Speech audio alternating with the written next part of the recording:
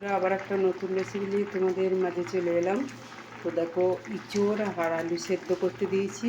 সেদ্ধটা প্রায় হয়ে গেছে, এবার নামাবো। তো দেখো বন্ধুরা, জল ঝরিয়ে নিলাম, দেখতে পাচ্ছ। তো এটা তো কড়াই ফাঁকা হয়ে গেছে। এবার আমি জল দেবো, তেল দেবো।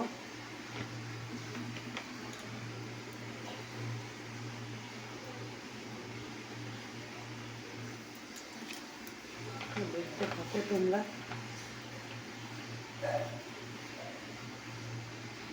তো দেখো বন্ধুরা, এখানে ছোটো এলাচ, লবঙ্গ আর দারচিনি, তেজপাতা, তেল দেওয়া আছে। তো দেখো, এক ফোঁটা আমি চিনি ফেলে দিলাম, দেখতে পাচ্ছ। এটা নিয়ে এবার মশলা করবো, বুঝেছো বন্ধুরা। আর এ দেখো, এখানে আদা, রসুন, পেঁয়াজ ঘষা আছে, দেখতে পাচ্ছ। হয়েছে, এবারে ঘষাটা আমি দেবো।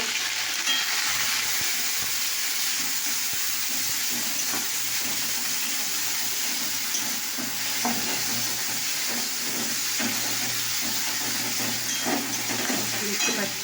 তো দেখো, আমি একটু জল দিয়ে দিলাম। তো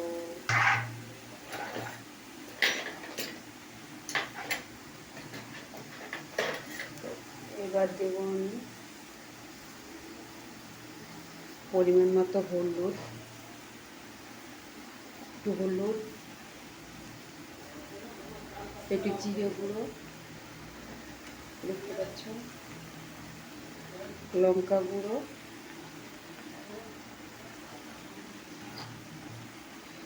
স্বাদ মতো লবণ,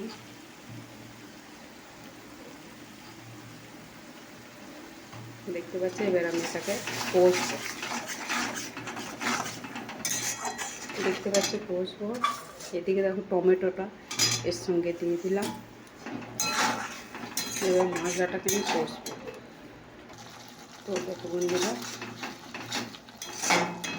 একটু রান্না এখন একটু হয়নি, হবে। তো দেখো বন্ধুরা, মশলাটা প্রায় হয়ে এসছে, দেখতে পাচ্ছ।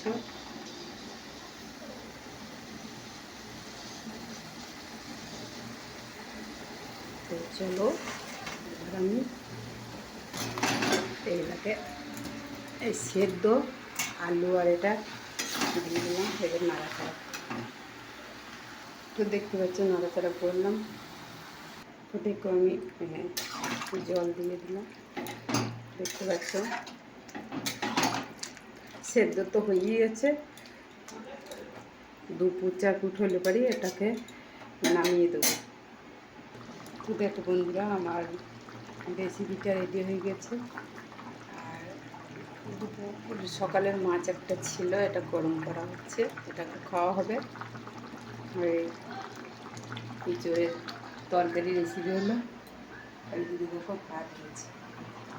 তো তোমাদের এই ভিডিওটা কেমন লাগলো অবশ্যই কমেন্ট করে জানিও।